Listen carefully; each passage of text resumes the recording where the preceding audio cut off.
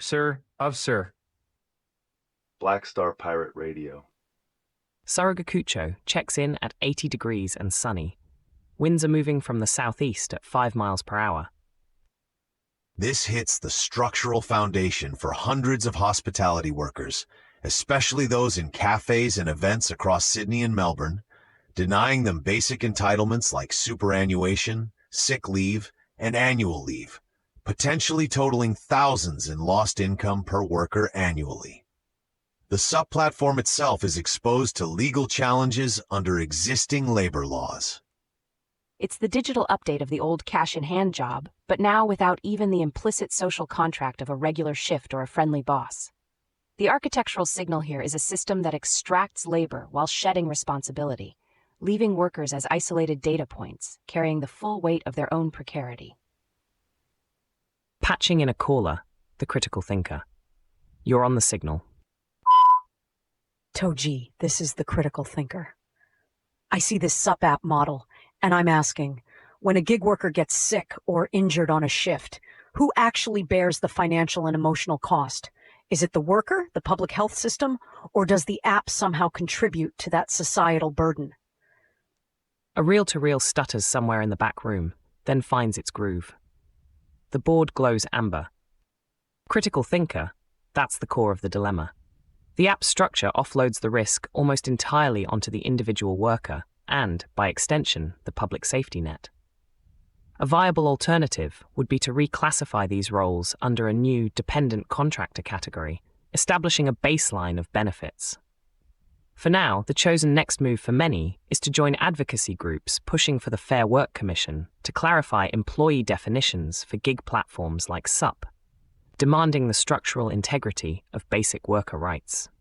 From the architecture of labor, let's pivot to the architecture of public safety and personal sovereignty. Next, a tragedy in rural Sydney, the devastating intersection of animal ownership, public safety, and the irreversible consequences of a suspected attack.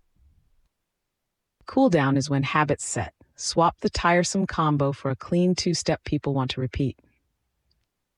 A 52-year-old man from Campbelltown tragically died after a suspected attack involving multiple dogs on a property near Picton.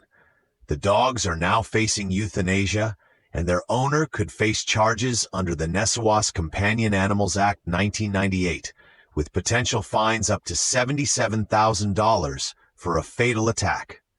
The local council's animal management unit is also under scrutiny. This isn't just a local incident. It's a stark reminder of the ancient compact between humans and animals, now fractured. The cultural lineage here whispers of domestication's limits when primal instincts meet inadequate containment. It's a wound in the fabric of shared space, not just a property line, exposing the vulnerability when responsibility wanes.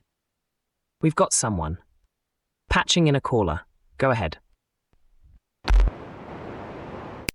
Togee, this is the critical thinker again. When we euthanize animals after a tragedy like this, are we addressing the root cause? What's the societal cost of repeatedly reacting with destruction instead of investing in proactive education, responsible breeding, and community-level support for animal welfare and secure housing standards? Critical thinker, your point is vital. The immediate response is often punitive, but a more resilient civic architecture requires foresight. A viable alternative could be a state-funded program like Victoria's Responsible Pet Ownership Program, focusing on early intervention, subsidized training, and property security assessments for high-risk breeds or multi-dog households. Our chosen next move is to demand a review of local council animal management strategies in areas like Picton, pushing for more resources for community education and mandatory secure enclosure audits. Let's shift our lens now from local incidents to global accountability. Same dossier, new angle. Keep the thread tight. Former Houston Police Department officer Anthony David Garcia was apprehended at the San Isidro port of entry, wanted for the homicides of 3 individuals in Rosarito, Baja California. This creates immediate diplomatic strain between the U.S. and Mexico, complicates extradition protocols, and deeply erodes public trust in law enforcement on both sides of the border. The victims' families also face a complex path to justice. This isn't just an individual crime, it's a tear in the international fabric of justice. The myth of the hero cop shatters when a badge allegedly crosses lines of national sovereignty and human dignity. It exposes the shadows where power and impunity can travel unchecked, making borders seem porous for some, but rigidly defined for others, disrupting the provenance of authority. Lines open. Togee, this is the critical thinker.